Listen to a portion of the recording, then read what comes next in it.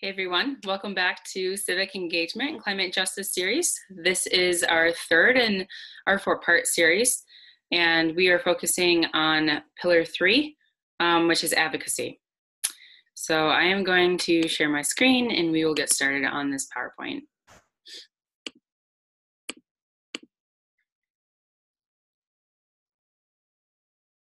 Okay, Civic Engagement and Climate Justice, Pillar 3, again, advocacy.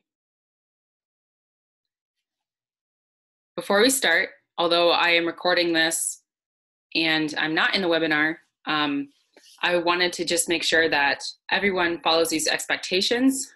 If you participate next week, I would appreciate it if you would keep these in mind and just practice these when you interact with other community members.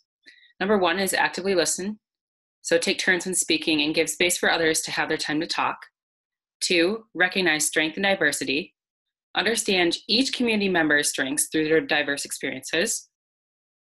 And 3, honor commonalities. The ties that bind us are greater than the spaces that divide us, and we all have the same goal. In this case, it's climate justice. So for a brief presentation overview for this webinar, I'm going to go over, firstly, my introduction as your facilitator. By the way, my name is Abby, if you have not watched any of my other webinars. Number 2, we will define advocacy and provide examples. 3, we will address climate change and equity. 4, why should you advocate? 5, how to write a letter to the editor of newspapers. 6, your turn, reflect, share, brainstorm. And 7, nonprofit opportunities for you to advocate with in Colorado. So, hi everyone, I'm your facilitator. And my name is Abby. I come from Michigan. I grew up on both peninsulas. I have a unique experience of having family from Upper Peninsula of Michigan and the Lower Peninsula. And I have moved to Denver now. I'm in graduate school. Why I volunteer. So my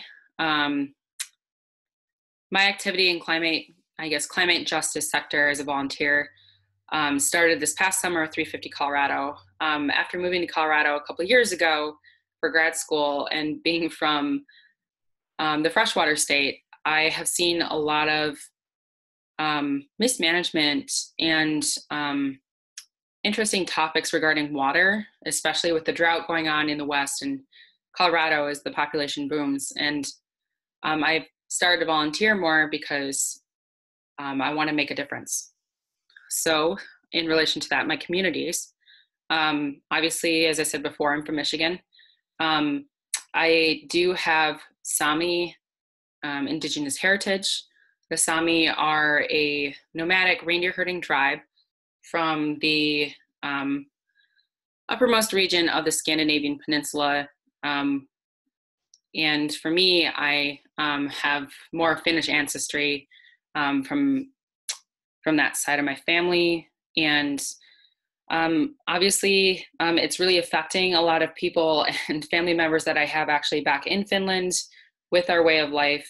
Climate change has really had a large effect on even just people who are mainland Finlanders, because our communities are so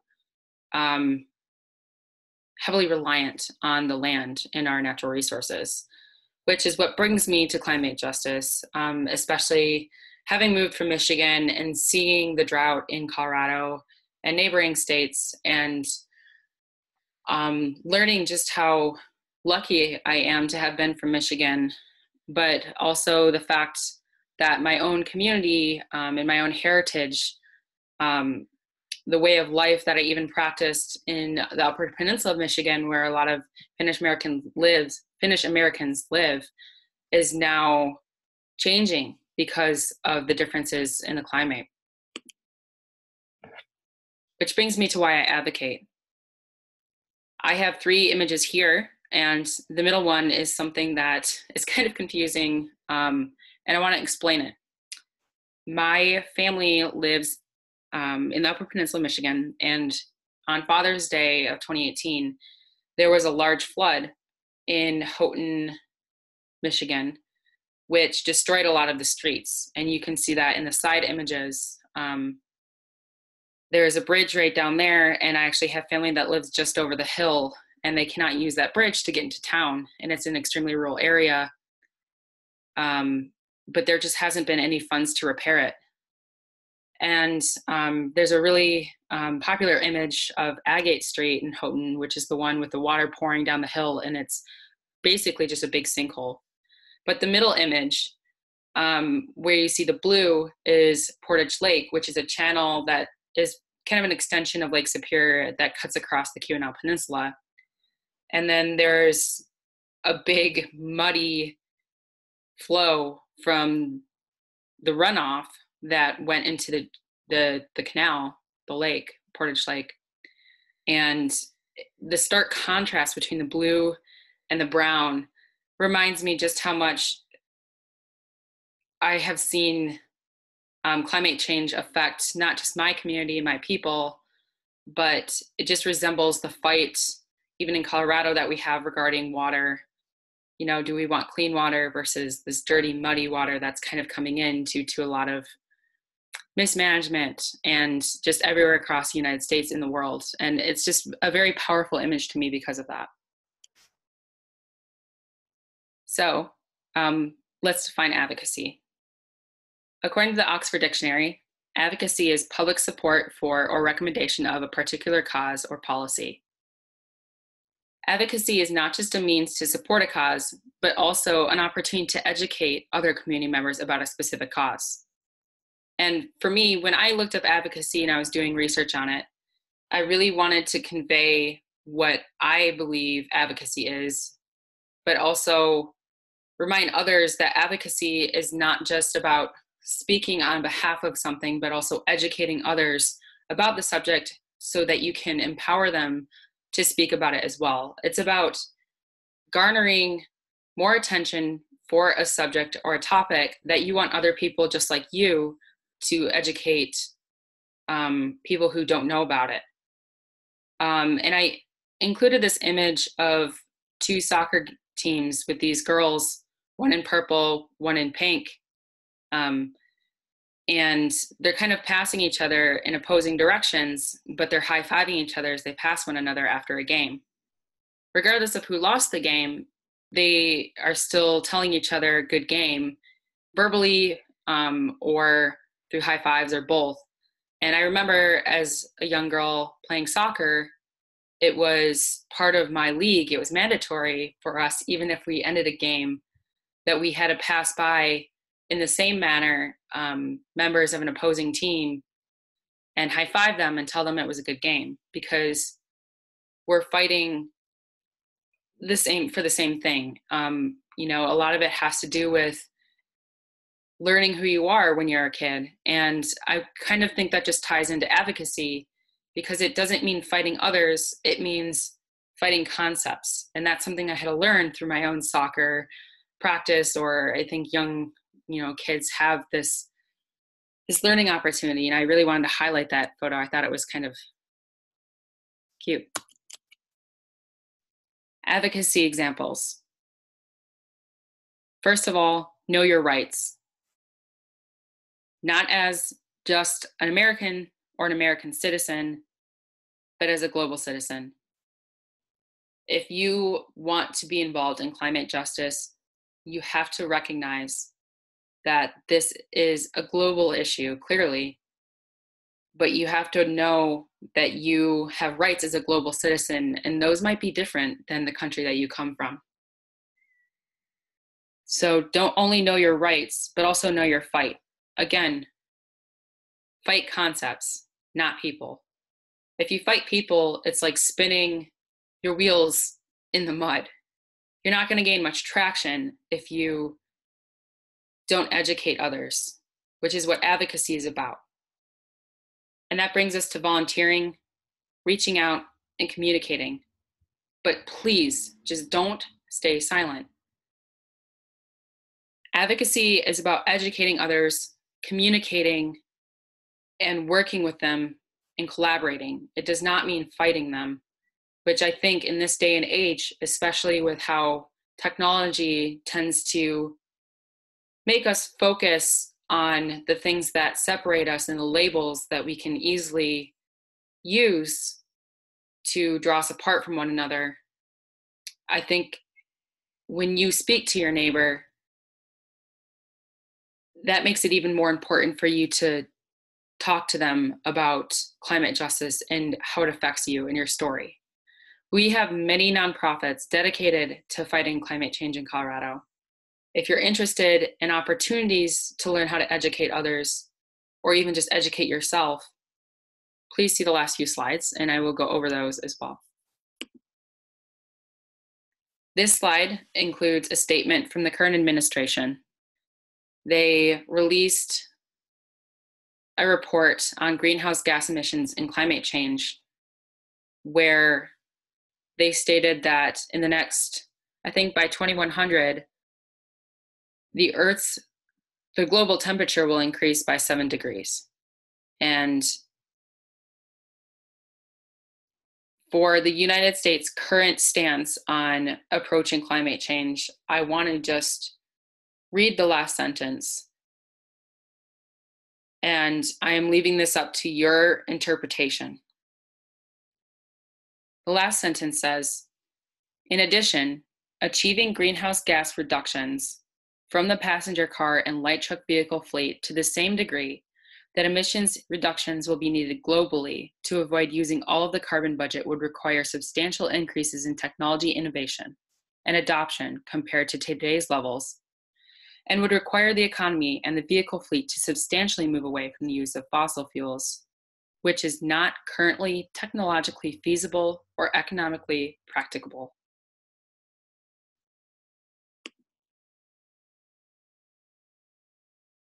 Climate change is inequitable. Climate change and social justice are not mutually exclusive. If you have a climate justice issue, you will also have social justice issues, because climate change affects people in all sectors of life. You cannot advocate for one without advocating for the other.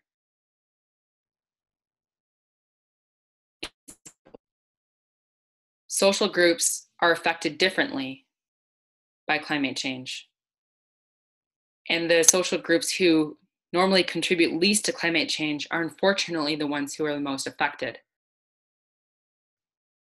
I have an image below, and I would like to talk about this island, and it's off the coast of Louisiana. I think it's called Île Jean de Charles, and I apologize if I get that wrong. I didn't pronounce it right, maybe. But they have a way of life that is based off of the land that they live on, this barrier island, and the shallow seas, and it's very largely focused on local fishing. But unfortunately, Louisiana has been a state that has been greatly affected by climate change, and the fact that a lot of the barrier islands are now facing increasing water levels, and this way of life is under threat. These are some of the people who contribute least to climate change, but again, they are the ones who are getting most affected.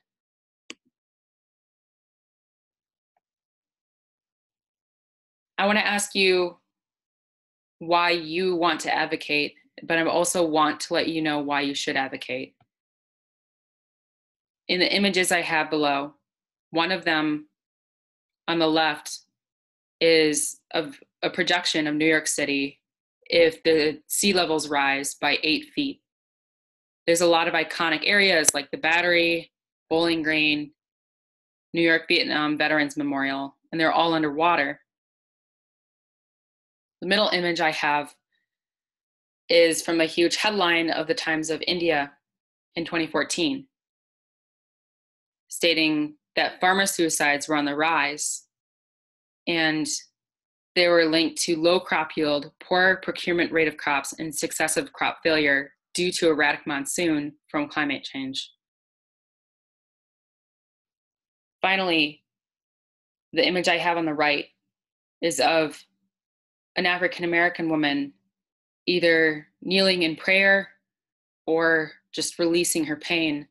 But either way, she is a victim of Hurricane Katrina and has not received the help that she needed or did not at the time that this photo was taken. And she had no other way to express her devastation. Going back to the statement that those who contribute least to climate change are the ones who are most affected. In this slide, I have 3 pictures of people from different Indigenous backgrounds, but they're all fighting climate change. They are the ones who are most effective because their life is off of the land. In image 1 on the left, there is an Indigenous African man holding a sign that says, "If the climate was a bank, they would have saved it." In the middle image, there is an Inuit native, I believe, who is standing on an ice block, which is quite metaphorical because it's washing away through the water, just like his way of life seems to be due to climate change. And finally, there's an image of my own Indigenous heritage, the Sami people in the red, holding up signs that say, "Respect Indigenous people's rights."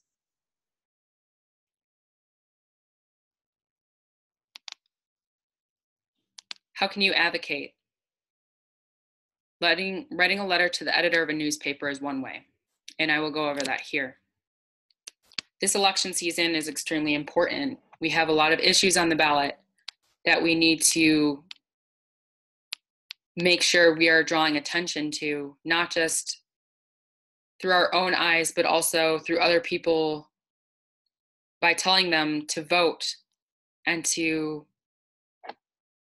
pay attention to the issues at hand in Colorado. One way you can do this is by writing a letter to the editor of your local newspaper. So step 1, start smart. What message do you have to convey? What audience do you want to reach?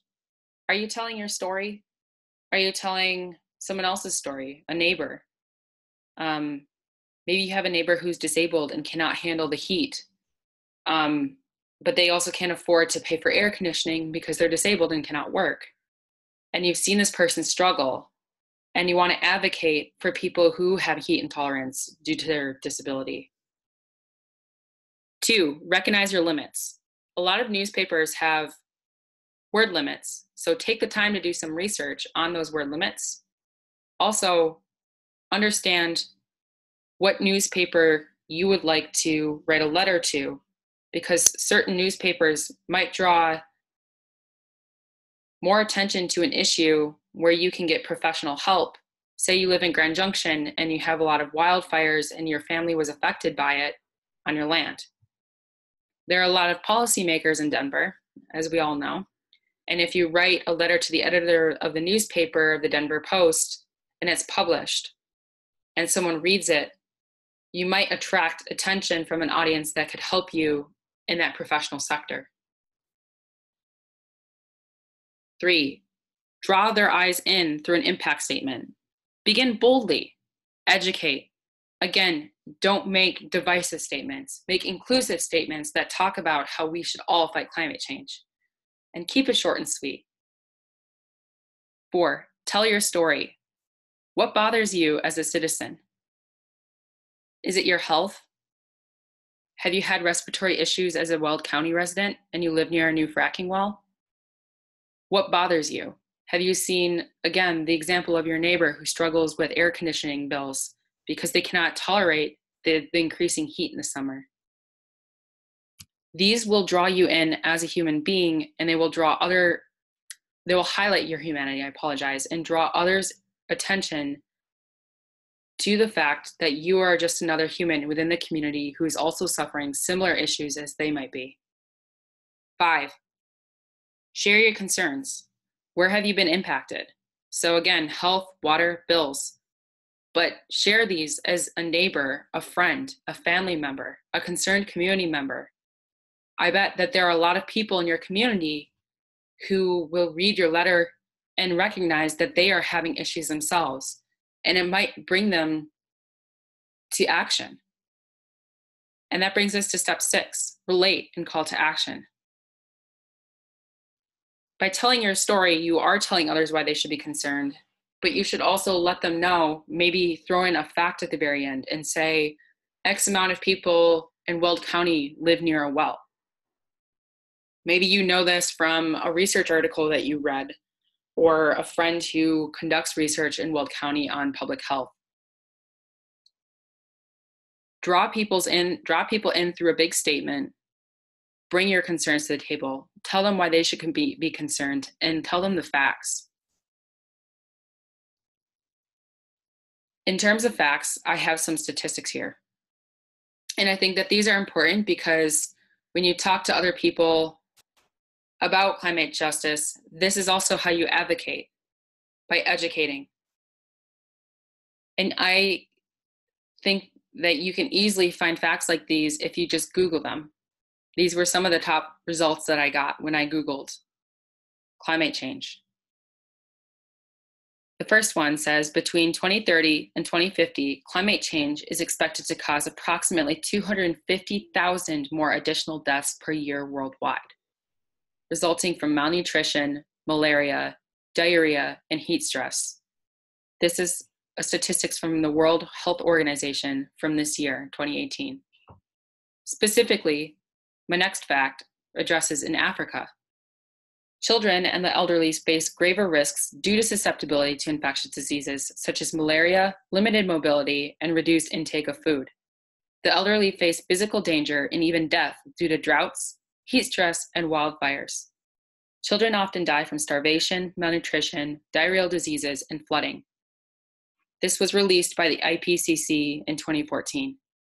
Finally, back home in the United States, the number of deaths due to heat intolerance are predicted to increase from the thousands to the tens of thousands, according to a statement released by globalchallenge.gov, which is the website of a climate change research center for the United States government. Advocacy. So this is your turn to reflect, share, and brainstorm. Now it's your turn. Reflect and share on the following questions. What is your story? So how are you affected by climate change? Why are you invested in climate justice? What have you seen that has spurred you and inspired you to investigate and then want to advocate on behalf of climate justice? Secondly, who do you show up for? I mentioned earlier that I'm part of the Finnish community and that I might have Indigenous background or ancestors who are affected by climate change. That's who I show up for. What are ways you can advocate for climate justice in your community? So think of ways that are within reason. Don't go out and spend $50 making a poster that you hold on your lawn. If you have the ability to just volunteer with a local group or a nonprofit that contributes to climate justice and action. It doesn't have to be anything that is not within reach. And that brings us to what are your barriers when it comes to advocacy and spreading the word about climate change? Again, when we want to advocate for climate justice, we want to tell our own story. It's not about spending, again, $50 maybe to create a banner to put on your lawn. You want to do something that is within your own means and within your own time schedule. So, volunteering maybe after work a couple hours a week is enough, and also relates to other people because it shows that you're human too. And those couple of hours that you're going to put in after work will be more meaningful and more relatable to other people because you are able to recognize your barriers, but still contribute. And that inspires other people and is a form of advocacy in itself. Now let's brainstorm. I have 3 questions that I want you to kind of think about yourself. And although I don't have open discussion, as this is a recording only after the webinar was held, I want you to still think about this. What ways can you educate others in your community about climate justice? So what are ways within your own means to talk to them? Again, it doesn't have to be something that is going to cost you a lot of time or money, and you want to relate to people.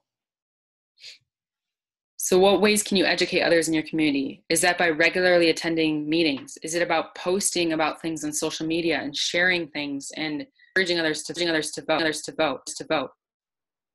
That what social justice issues would you like to address? Going back to the example of your neighbor who might have a disability and has heat intolerance, that is a social justice issue because you're worried about a neighbor who suffers from a disability and they're not able to get adequate resources. However, it's also related to climate change and climate justice because of the increasing heat and the struggles they have due to it. There are a lot of organizations that have a lot of intersectionality regarding social justice issues and climate justice. And I suggest that you look at ones that are going to relate more to your message and your background, because again, telling your story and expressing yourself through social justice issues that affect you is going to be more powerful. Finally, what nonprofits could you join and advocate with for climate justice? And in response to that question, I have some nonprofits listed in the next few slides that you can join. But I wanted to kind of also share this image, this poem that I have, because advocacy is spreading the word. No one owns the water. No one owns the lands. No one owns the oceans. No one owns the sands. These are given by our mother. The planet provides for free. Only by hands of the greedy does the earth require a fee. Where to begin? 350 Colorado. This is a nonprofit that I volunteered with this summer. The mission of 350 Colorado is to work locally to help build the global grassroots movement to solve the climate crisis and transition to a sustainable future. 350 Colorado has established itself as the largest Colorado-based grassroots network focused on taking action to stop climate change. They work to empower local communities with the tools and connections to create measurable change towards a sustainable future. You can learn more about climate change on Facebook through 350 Colorado's website. That's one way that you can advocate through 350 Colorado. You can also join them as a volunteer or participate in their event opportunities. And I have the links below. One of them is 350colorado.org/volunteer. The other is, it should be 350colorado.org/calendar, but forgive me, I forgot to put the 350 Colorado in that link. And again, this is where you can volunteer and advocate and educate others, but it means regularly showing up, telling your story, and working within your own means to talk about climate justice. Where to begin? So the Colorado People's Climate Justice Platform is currently working with 350 Colorado and 65 other Colorado groups as a coalition that has endorsed the initiative to impact urgent climate policy related issues in Colorado. This represents hundreds of thousands of Coloradans' desires for strong climate policy and will protect our health, economy, and natural resources. In order to volunteer with them and educate yourself more on the platform's issues this current election season, I suggest you look on the website, peoplesplatform.info/take-action. Again, peoplesplatform.info/take-action. They're behind some of the very important and historical ballot measures that we have this election season. and they have a lot of opportunities for volunteering, and they're fighting to advocate for the health of Coloradans in regards to fracking. Finally, I have a list of other nonprofits. Any of these you can volunteer with, and they're very linked. They're various. They're linked to various social justice issues. Excuse me. If you're in healthcare, for example, and you're a physician, you can join Colorado Physicians for Social Responsibility. Or if you're interested in renewable energy, you look at Colorado Renewable Energy Society. There are so many in Colorado. At least give this list a good in-depth look, because they are very powerful organizations. Finally, thank you. Thank you for your participation. Thank you for attending this webinar. And thank you in general for your support for climate justice. This is such an essential topic in our lives every day, but also during this election season. And we need people to advocate and educate about climate justice and climate change in order for our elected officials to take action. Remember to vote, remember to know your rights, and to educate other members about their rights, not just as American citizens or residents, whatever you are, but as global citizens. The next webinar, Reflection and Plan of Action, takes place next Tuesday night, October 23, from 7 to 8 p.m. If this is the only webinar you can attend, thank you, and I hope to see you at the next one. For questions about this or future events, please email me at abigail@350colorado.org.